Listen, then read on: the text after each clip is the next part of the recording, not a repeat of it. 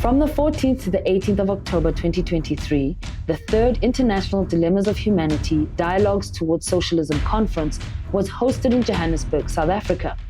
More than 500 political leaders, activists, and intellectuals from trade unions, political parties, and social movements all over the world took part in this historic conference to produce reflections and create a common platform for action to overcome the main challenges facing humanity today. At the conference, activists discussed socialist solutions to the capitalist and imperialist crisis we face today. Workers' Power sat down with key leaders to find out more. Hello and welcome to another episode of Workers' Power, where in this episode, we will be talking to Claudia De La Cruz, a community organizer, an activist, and also the 2024 US presidential candidate for the Party for Socialism and Liberation. First of all, thank you so much for agreeing to this interview, Claudia. Could you tell us, because, you know, one of the things that I found so interesting about you, besides the fact that you are a hardcore socialist, in your input yesterday, you were completely clear. You are anti-reform. You talk about overthrowing the capitalist system, which sounds really radical for an American. So my question to you is, given how intensely capitalist America is and the system, and you currently now are actually contesting electoral power, how can socialists actually emerge with a clear socialist agenda in America? Is there space for socialism in America? Of course, I think that there is much more than space for socialism in America and anywhere that there's working class struggle. Like I said yesterday, I really do believe socialism is the people. Like the fact that you have the majority of people in the United States that live paycheck by paycheck, when you have trillions of dollars that are being divested into the war, while at the same time you have different sectors of working industries that are on strike, is very telling of where we can actually intervene. People need food, people need shelter. People are struggling with childcare, which means that working class women or working class parents can actually get to work because there are close to 70,000 childcare centers that are being closed in the US, meaning 3.2 million children will not have access to childcare in the wealthiest country in the world. And so there is working class struggle happening based on the necessities of the majority of people who are the working class. And when you come to folks, you come from the material objective reality of people. And if you can engage with people on those terms and say that there is a solution to the problems that capitalism has created, and that solution is called capitalism, and you're able to describe what capitalism has done and what socialism can do, then is a very, very effective intervention in organizing. I think that as socialists and revolutionaries, we need to popularize what socialism is. We can't continue to just theorize it. We need to actually popularize it, make people understand that it is our struggles, it is our defense for our livelihood that makes us socialists. On that note, because there are many people who presume that America is a land of milk and honey, certainly on the African continent, American propaganda has been extremely powerful in terms of representing that as if it's a fact. But your perspective is that America is not a democracy. You call it a dollar democracy. Could you expand on what does that mean? I mean, to understand the dollar democracy is to understand that democracy can be sold and sold and bought. It's to also understand that when we're talking about the type of democracy that exists in the United States, is a bourgeois democracy. It's there to be able to protect the rights of the ruling class and to protect their interests. It's not there for any means or reasons to actually allow the working class to advance in any way. What we've seen in the last 2 or 3 years is that a lot of the things that we have earned as the working class are now being retroactively taken back. So we're going back 50 years with issues around women's rights, with issues around like education even. We're talking about states banning. They're banning books. They're banning the history of people who freed themselves from slavery because the state didn't do that. So all of these things are being digressed for decades, and they're being done under a party that's supposed to be better than the Republican Party, which is the Democrats. And so there are harsher attacks on the working class that we're experiencing when it comes to democracy. We're talking about a large population of people who do not have access to voting. If you've been imprisoned, and people are indiscriminately more imprisoned if you're Black and brown, so the access to voting for those people who actually are now, they did their time, they're coming out of prison, they can't vote. There's voter suppression that happens all throughout the South of the United States where people don't have access to actually, voting centers. And so when you deny people the opportunity of participating in the very basic thing of voting, there's a lot to say about democracy. When people are persecuted for their political positions, there is the reality in the United States. Anti-communism in the United States is the second religion. And so when you state that you are a socialist or you're a communist, you're persecuted in the United States. And there's in many different ways and at many different levels. And so I think it's important to understand just how limited the whole concept of democracy is to the majority of people in the United States of America. And then we do a whole bunch of harm to the rest of the world in the name of democracy. As you talk about the limitations and the persecution specifically, you are an African American woman of color who is contesting for presidential power, and yet you are not getting the same kind of recognition and focus in the traditional media spaces as other candidates. What we know and what we see is this is a race between Biden and Trump, and yet there are other candidates. Perhaps you can unpack to our viewers what is it like to be a person like yourself, to try and actually participate in this process? What are some of the obstacles that have been put in place that you have to deal with? Well, there are many obstacles. And, I'm not the first to do it. I think it's also good to reclaim some of the legacy and some of the history of socialist or third party options that are never given the spotlight. And they're never given the spotlight or the platforms because they are not corporate parties. They are not the Wall Street parties, And unfortunately, in the United States, as we've taught many other nation states to do, when we're talking about electoral politics, we're talking about the interests of the ruling class. And so, in the legacy of Eugene Debs, who was a socialist, Eugene Debs was a socialist that actually ran for the presidential position in the United States while in prison.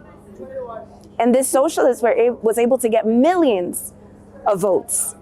Why? Because again, socialism speaks to people's needs. There is the possibility to do that, but if you don't have the platforms, which are ultimately platforms that are financed by the same corporations that pay these big, huge electoral campaigns, you don't have access to the people.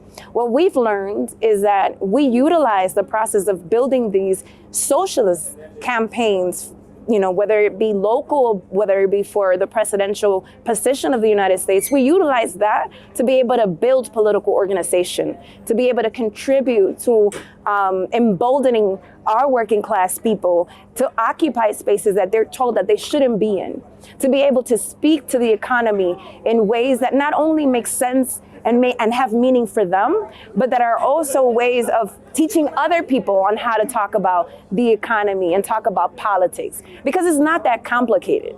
It is not that complicated. People will understand that capitalism produces the conditions that they live in. And that this system not only produces the conditions, it also gives you ways of solving them that ultimately also benefit them. So they create the disease and they sell you. They sell you what the so-called medicine is, which ultimately also makes you sick, you know? And so people know. Yeah. I want to talk also about the attack on women in America. Yeah. America is seen as a very progressive country. In fact, if you're a woman in the global south, you're supposed to want to go to America because you're supposed to be freer in America. Can you talk to us about what is the real condition of women, particularly working class women in America, and how they have rolled back on the rights of women? I think that there are many ways. Obviously, there are many identities that we possess, right? We are women. Many of us are women of color.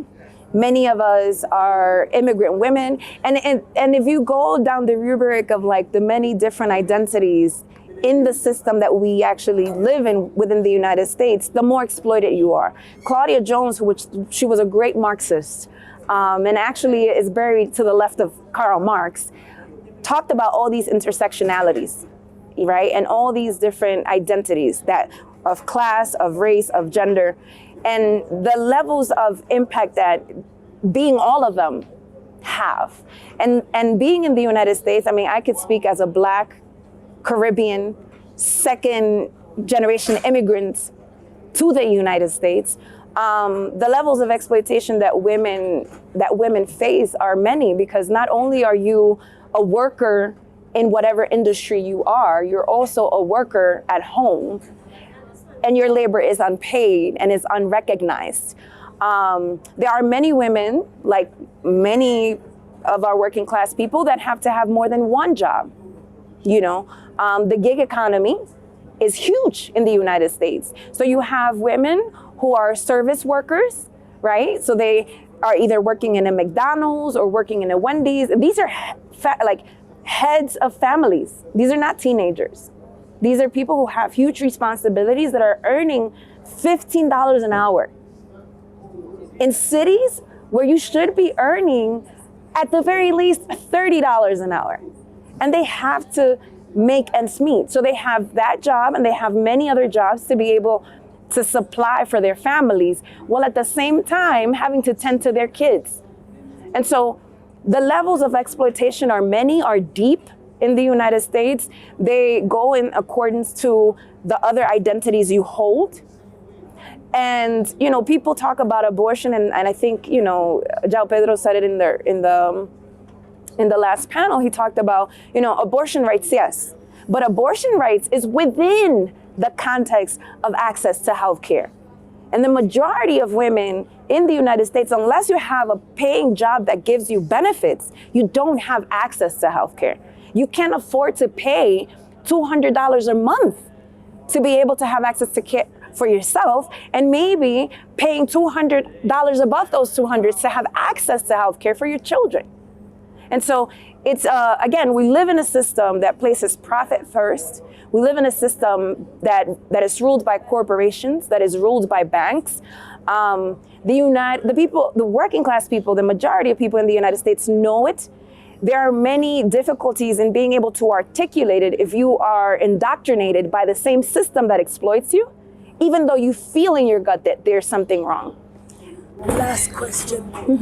I'd like to find out from you, what does socialism in America, what would that look like? And how would you be able to achieve that, given some of the obstacles you've already highlighted? Just, you know, speak to your constituents who believe in you. People like myself who are actually quite inspired by what you're doing. How do we get there? I mean, there's one major thing that I think we need to combat everywhere, and that is the narrative that we live in a world of lack. The biggest issue we have is overproduction. There is not a lack, there's an abundance, and there's enough for everybody. Every damn body in the world should be able to have exactly what they need, because we produce enough for folks to have exactly what they need. But we've been told by capitalists that we don't have enough. While you have one person in one company earning $30 million a year, you have hundreds of thousands of people, if not millions, earning $15 an hour, which is not the equivalent to more than 20,000 a year. And so it is important for us to understand, one, that there is an abundance, that there is enough for everybody, that the capitalist system creates a system where you have a very few amount of people holding power that the majority of people should have.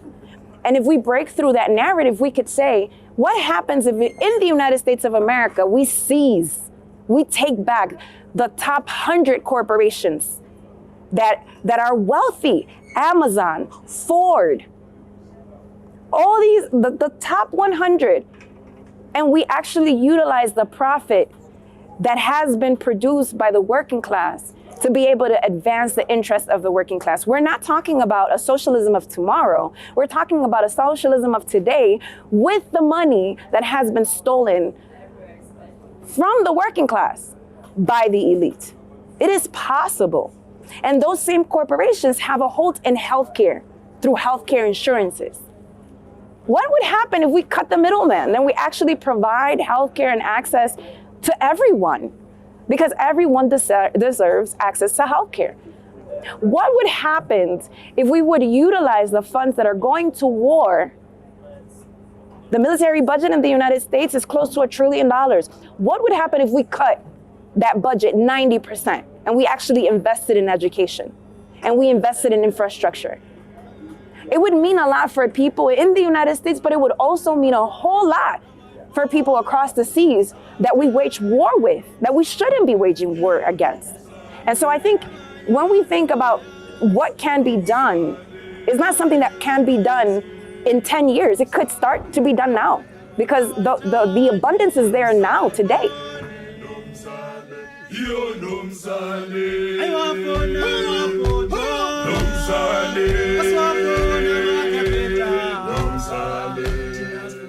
Remember to follow NUMSA Media on YouTube, like, subscribe, and share to as many people as you know.